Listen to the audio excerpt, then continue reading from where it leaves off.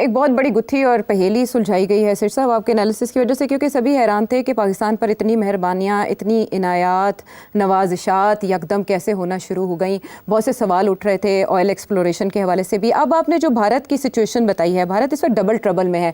वो एक टिकट में जो कई मज़े माजी में लिया करता था, नो मोर, अब भारत को कहीं ना कहीं सरेंडर करना पड़ेगा। क्या वो ब्रिक्स से किनारा कश हो सकता है, या अगर वो अमेरिका के सामने सरेंडर करता है तो ब्रिक्स और SCO दोनों से दस्तबरदार होगा, उसके लिए उसमें रहना मुश्किल हो जाएगा?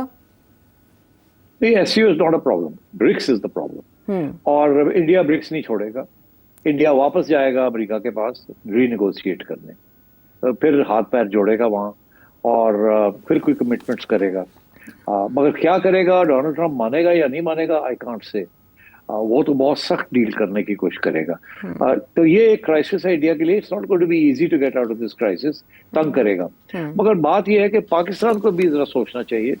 ये जो सारी बात हो रही है ना, मिनरल डेवलपमेंट और ऑयल एक्सप्लोरेशन वगैरह, ये तो अगले 10 साल की बात हो रही है जी।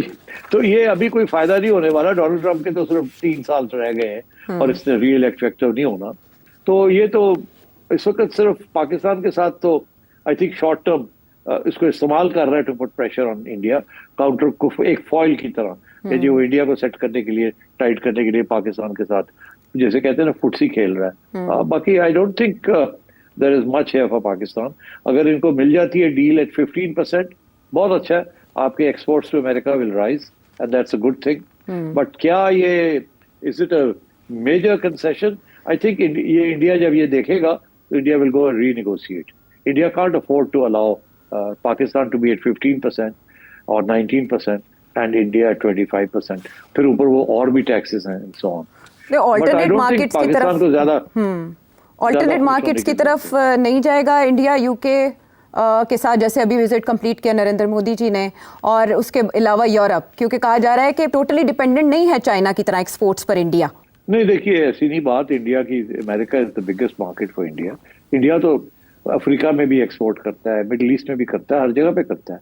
But this is a very big market and America के साथ अब वो कह रहा है ना, अब वो कहता है पाकिस्तान में इन्वेस्टमेंट भी करेंगे, अब ये भी करेंगे, वो भी करेंगे। ये सब ड्रामा है, कुछ नहीं होना। और अच्छा, वैसे हमारी बहुत होप्स थी इसके साथ, लेकिन शॉर्ट टर्म में कुछ भी नहीं होना, कुछ भी नहीं होना। अब अगर मैं आपको एक बात बताऊं, ये जो परेशान हो रहे हैं ना लोग वहाँ केपी में, क्या जी वो पता नहीं क्या डील की है, हमारी रिसोर्सेज जो है, हमारे वसाइल जो हैं वो बेच आए जाके अमेरिका के आगे। तो कोई फिक्र की कोई ऐसी बात नहीं है।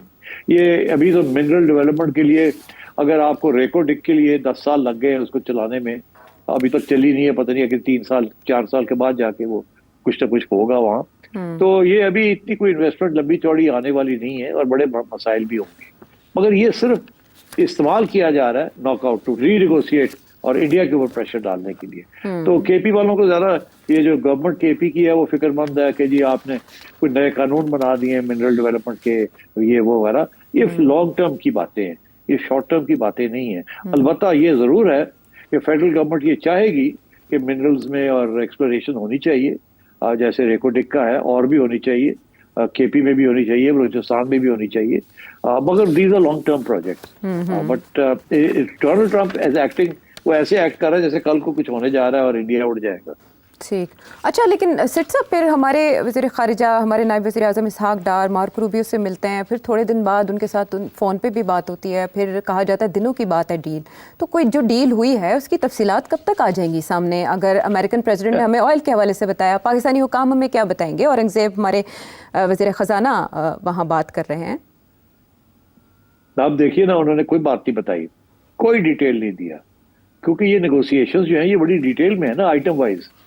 ये इंडस्ट्रीज हैं, ये टैरिफ्स हैं, इस पे हम इतना कम करेंगे, इस पे नहीं करेंगे, इस पे इतना करेंगे, और वो आगे से वो बताएंगे कि ये हमारी तरफ से एक्सपोर्ट्स हो रही हैं, इस पे हम मोटरसाइकिल्स पे इतना करेंगे, एसीज के ऊपर इतना करेंगे, फलाने के ऊपर इतना करेंगे। तो उनके टेक्नोलॉजी के ज्यादा है, इंडिया के लो लेवल मैन्युफैक्चर्ड गुड्स हैं ज्यादा, एंड सो ऑन।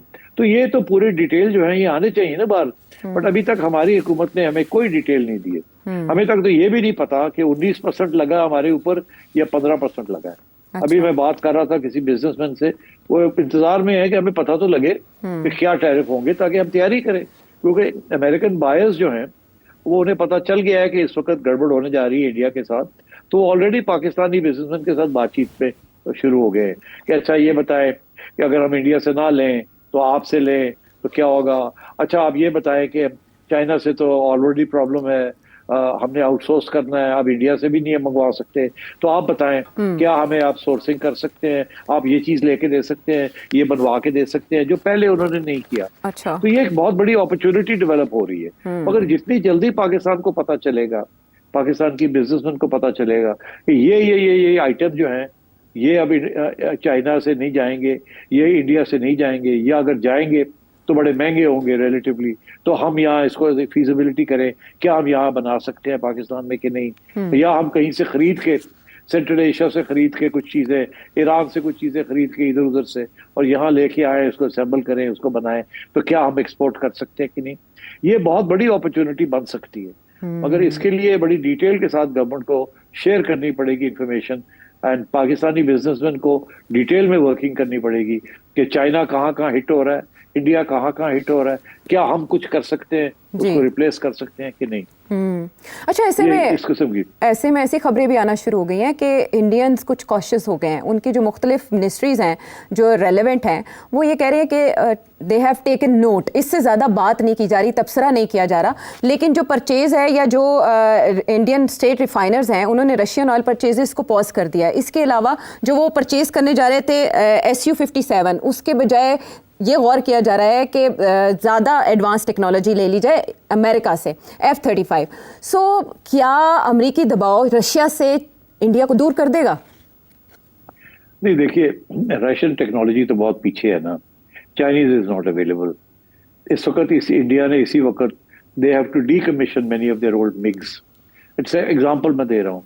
अब वो इंडिया के लिए बहुत मुश्किल फैसला है ना कि अब कहाँ जाएंगे। Russian technology accept in may be anti missile batteries वगैरह जो कि उनकी एडवांस्ड S-400 वगैरह हैं, but apart from that Russia क्या दे सकता है इनको। Russia doesn't have the same sort of advanced fighters that say now China is going to produce or the Americans are producing or indeed the French. So अब करेगा क्या India.